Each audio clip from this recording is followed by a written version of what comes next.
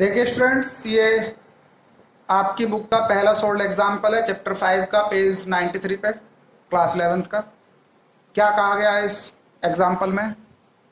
N astronaut accidentally gets separated out of his small spaceship.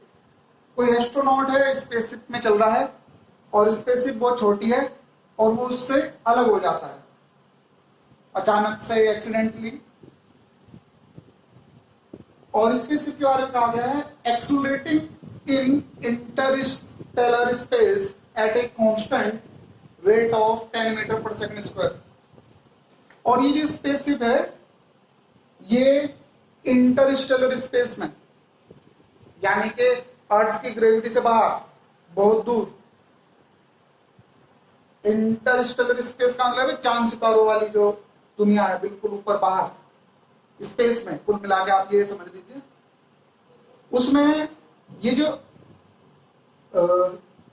Space है ये तो accelerate हो रहा है 10 मीटर पर सेकंड स्क्वायर से। अब वो इससे अलग हो जाता है। आगे क्या कहा गया है? What is the acceleration of the astronaut the instant after he is outside the spaceship. हमें ये बताना है कि एस्ट्रोनॉट का एक्सेलरेशन क्या होगा जब ये अलग हो जाएगा, बाहर आ जाएगा, किससे? स्पेसशिप से। और साथ में ब्रैकेट में कहा गया है assume that there is no nearby star to exert gravitational force on him. और वहां पे कोई भी आसपास में स्टार नहीं है जो उस पर फोर्स लगा सके एस्ट्रोनॉट पे। तो देखिए, जब तक वो स्पेसशिप के अंदर था, स्पेसशिप में एक एक्सेलरेशन है, जितना एक्सेलरेशन स्पेसशिप में है उतना ही एस्ट्रोनॉट के अंदर भी है। लेकिन जैसे आप स्पेसशिप से बाहर आ जाएंगे, अलग हो जाएंगे, तो फिर जो फोर्स या जो एक्सेलरेशन था स्पेसशिप में तो इंजन है, फोर्स लगा रहा है पीछे की तरफ गैसेस को एमिट करके और थ्रस्ट लेके रॉकेट के कॉन्सेप्ट से आगे की तरफ बढ़ रहा है।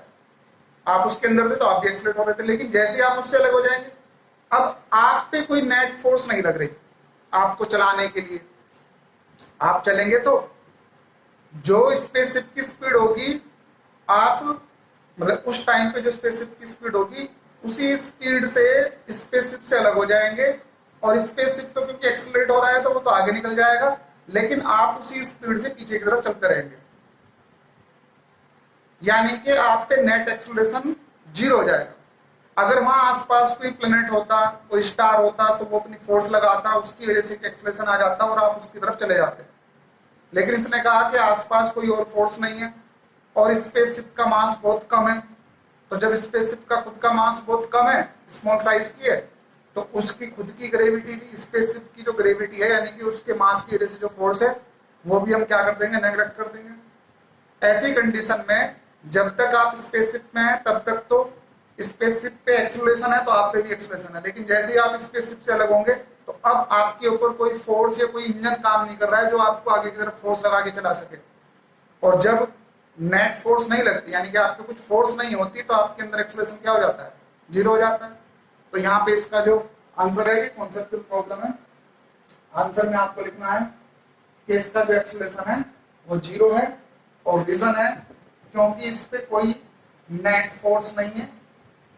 स्पेसशिप के अंदर था तो एक फोर्स थी, लेकिन जब ये स्पेसशिप से बाहर आ चुका है तो अब इसके ऊपर कोई नेट फोर्स नहीं है।